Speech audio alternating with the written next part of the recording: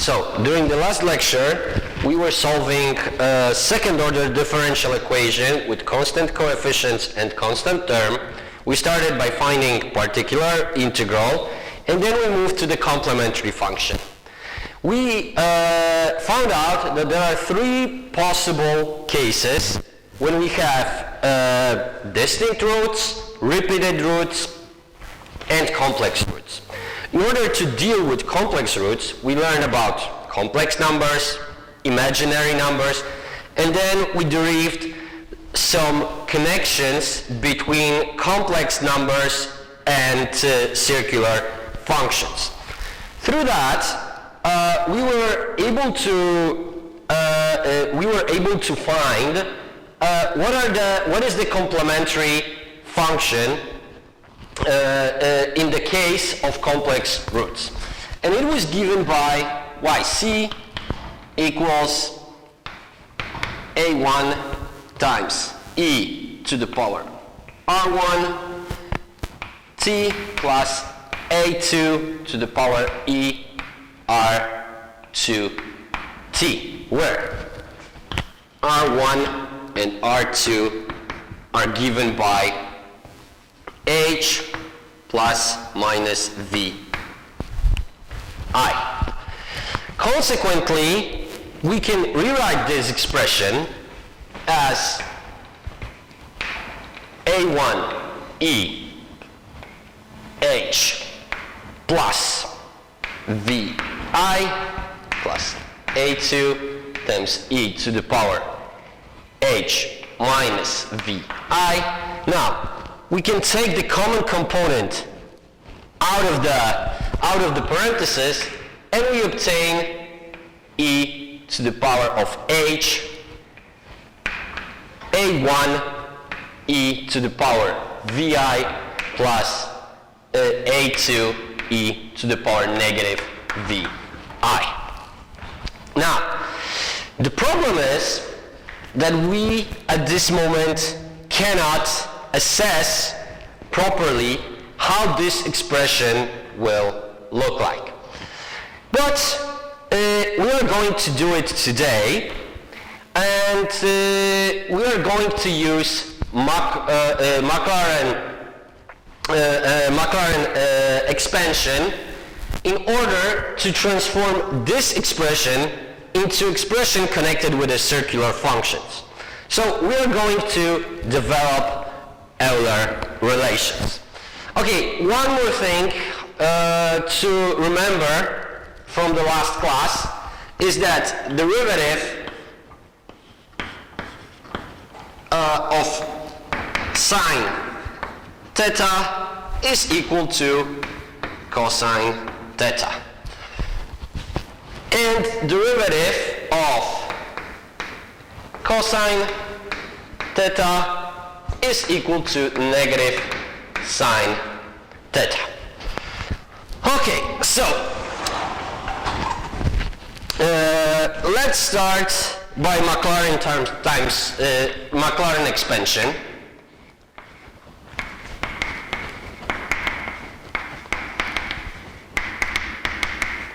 So we already covered, you already covered this subject in Introduction to Economic Analysis and in Dynamic Economic Analysis.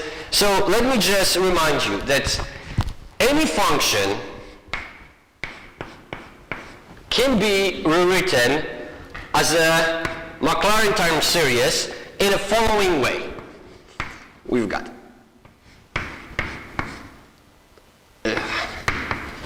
where we make the expansion around point 0, and we remember that 0 factorial is simply equal to 1.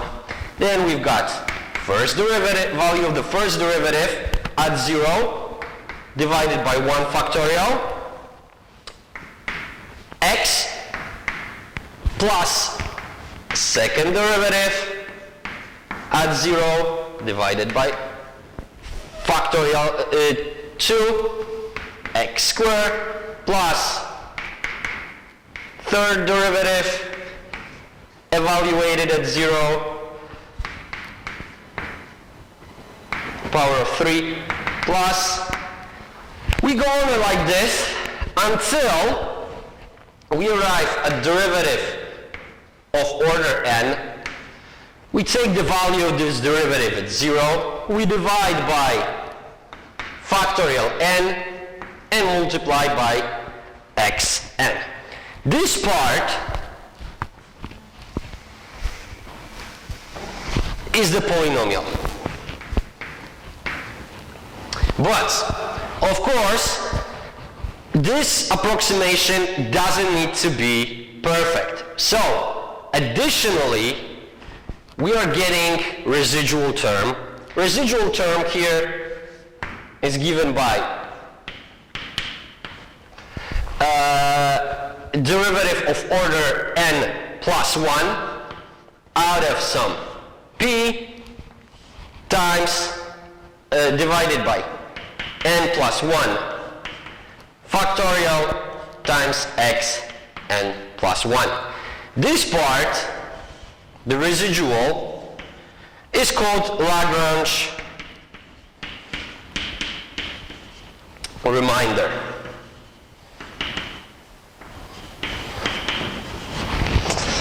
Okay, now, of course, this does not tell us much at this moment, but we should remember that if this remainder, so if we calculate limit with n approaching infinity out of the remainder, and it turns out that this limit is equal to 0, then we can say that the limit of with n approaching infinity out of the polynomial is equal to the function itself. So what does it mean? Is that as long as the remainder it goes to 0 with n going to infinity, we can say that a given function has a perfect representation, identical representation with the Maclaurin time series. And we are going to use a Maclaurin time series to expand sine and cosine function.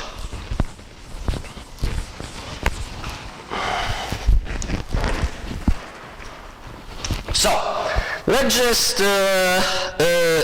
say that we've got some function that phi of theta is sine theta. Now we remember the derivative expressions for sine and cosine function. So if I differentiate phi, I get cosine theta. Now, if I differentiate cosine theta, I will get minus negative sine theta. Now, again, if I differentiate negative sine theta,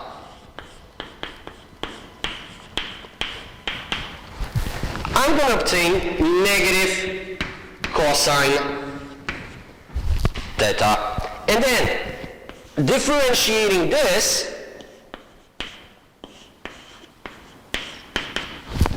will yield a derivative of cosine is negative sine, so we get sine theta.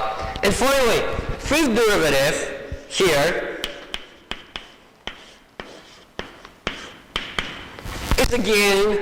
is again cosine theta. And look, what do we see? Over here, we went from sine, cosine, negative cosine, back to sine. Then we will have cosine, negative cosine, sine again. So each consecutive differentiation will give us a pattern of 4 repetitive derivatives. Now, what should we do next is to evaluate all these derivatives at 0 So we get that phi of 0. So sine of 0 is simply 0. Then C prime, excuse me, so cosine of 0 is 1. Then negative sine of 0 is still 0. Then negative cosine of 0 is negative 1. Consequently, now we've got sine of 0 again.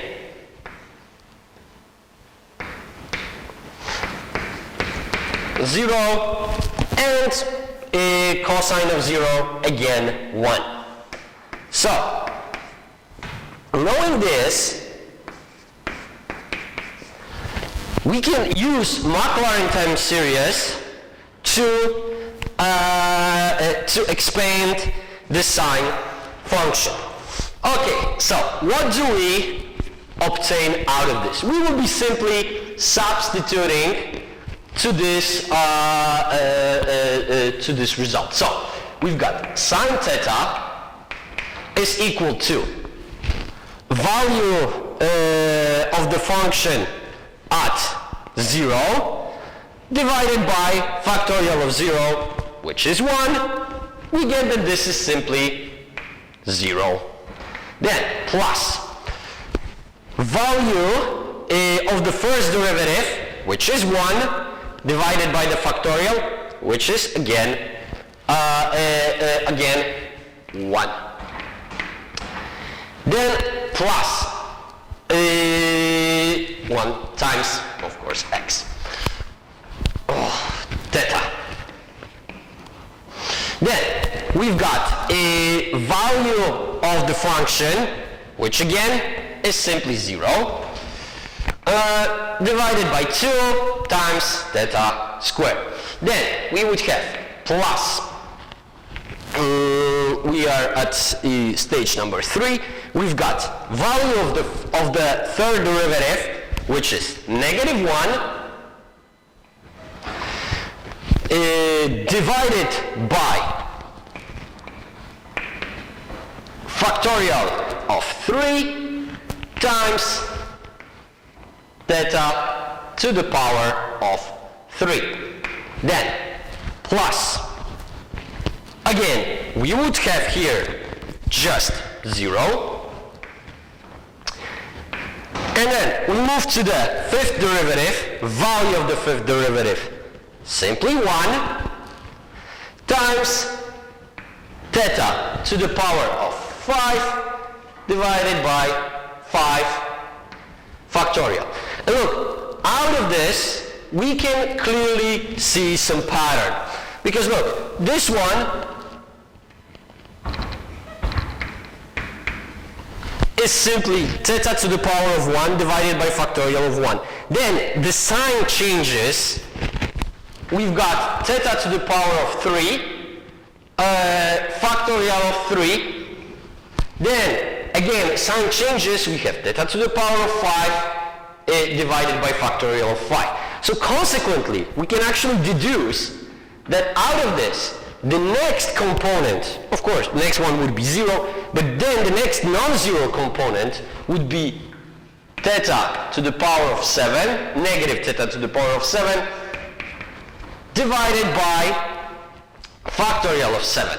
Then we would add theta to the power of 9 divided by the factorial of 9. And then we would go on and on like this until we arrive at the residual term. So how will the residual term look like? This will be a derivative of phi to the power of order n plus 1 out of sum p divided by factorial n plus 1 times x to the power n plus 1. So now, can we be sure that this particular expression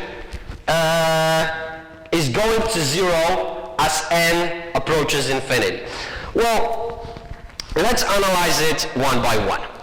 So,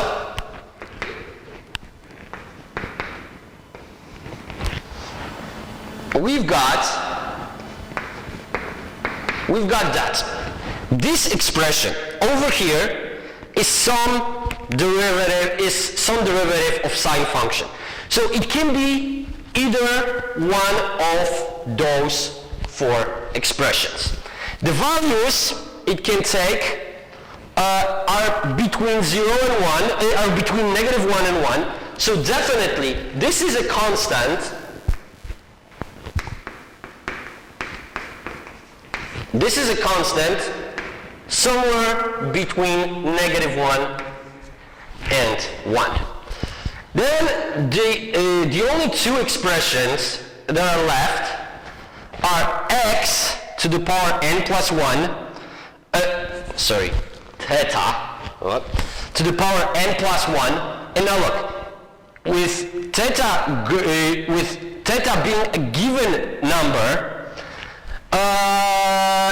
being a given number, we've got that theta to the power n plus 1 will be growing indefinitely. But at the same time, we are dividing by n plus 1 factorial, which means that this expression will be going for 0. So the only question that remains is which of these two expressions is actually gonna take over. So the growth effect of this expression or decline effect of this expression. And look, with n approaching infinity, the decline effect will always win. Why is that? Look, let's imagine that theta is 5. So look, if with theta equal to 5, we see that 5 to the power n plus 1 is equal to 5 times 5 times 5 times 5 times 5 times 5 times 5 times 5. And look, now let's write the expression for the factorial. Of course, here we've got 5n plus 1 times. In case of factorial, we will have with n plus 1, we will have expression 1 times 2 times 3 times 4 times 5. Look, right up till this point, we see that this expression is clearly bigger. 5 times 5 times 5 times 5 times 5. Here we have 1 times 2 times 3 times 4 times 5. But right from this point, factorial is taking bigger and bigger and bigger values, while the values of 5 to the power n plus 1 remain the same.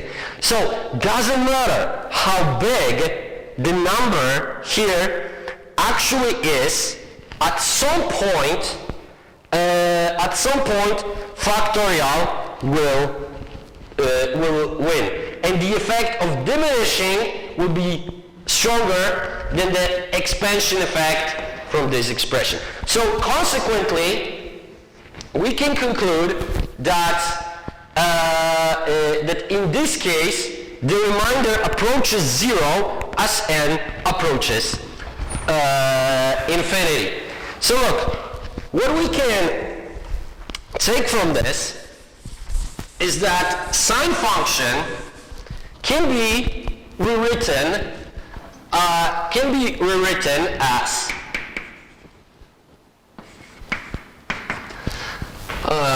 as theta to the power of 1 over factorial of 1 minus theta to the power of 3 divided by factorial of 3 plus theta to the power of 5 divided by factorial of 5 minus theta to the power of 7 divided by factorial of 7 plus, and this goes on like this forever. Those two functions that we see over here are simply identical. Okay, now we can do exactly the same thing for the cosine function.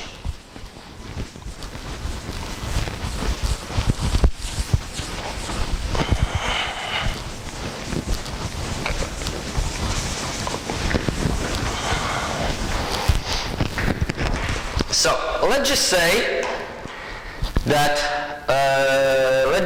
psi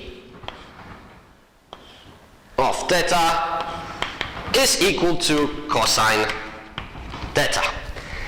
Now we've got that psi prime must be equal to minus sine theta. Then psi is derivative of sine is cosine, we've got negative cosine theta. Then third derivative, we've got negative sine, of derivative of cosine is negative sine. So we've got that this is simply sine theta, and the fourth derivative is already giving us cosine theta. So consequently, the fifth derivative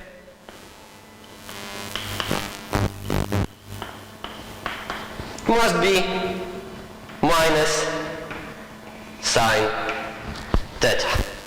And look, again, let's substitute 0 into these consecutive derivatives. Okay. Cosine for 0 is just 1. Negative sine for 0 is 0.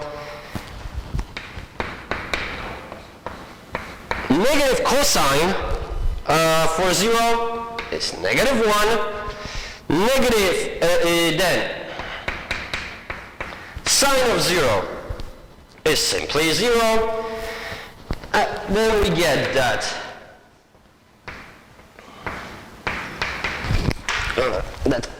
cosine of 0 is 1, and then number 5, derivative number 5, this is just negative sine, we get 0. Okay, so look, again, in the same way, we can substitute the results we've obtained here into the Maclaurin series.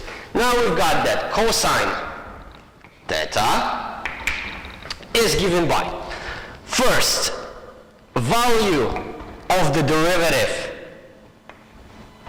of the function at 1 divided by 1, we just get 1. Then we will obtain 0. Then we've got value of the function negative 1 times theta to the power of 2 divided by factorial of 2. Again, we will have 0. Then we get value of the fourth derivative, which is 1. So we have plus times theta to the power of 4 divided by factorial of 4. Then we have 0. And look, again, we can simply conclude each next consecutive expression. Because look, from this moment on, we will have that this is negative theta to the power of 6 divided by factorial 6. Then we would have plus 0, then plus theta to the power of 8 divided by 8 factorial plus. And again, we need expression for the remainder.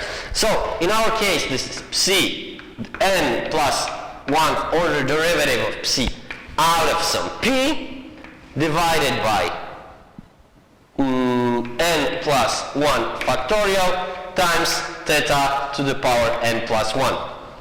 But look, in this case, it is really straightforward that this expression has exactly the same property as the remainder, Lagrange remainder we were dealing with before. So we can be sure that the limit with n approaching infinity in this case is 0 as well. So consequently, we can rewrite the cosine function as 1 plus, minus theta square over factorial 2 plus theta to the power of 4 factorial of 4 minus theta to the power of 6 over factorial 6 plus theta to the power of 8 plus factorial 8 minus, and we go on like this. So let's rewrite this expression over here because we will need it later. So we remember that cosine theta is equal to 1 theta square over factorial 2 plus theta to the power of 4 factorial of 4 minus theta to the power of 6 over factorial 6 plus, and it goes on like this. Okay, let's take a break. Okay. Wow, gadałem przez 20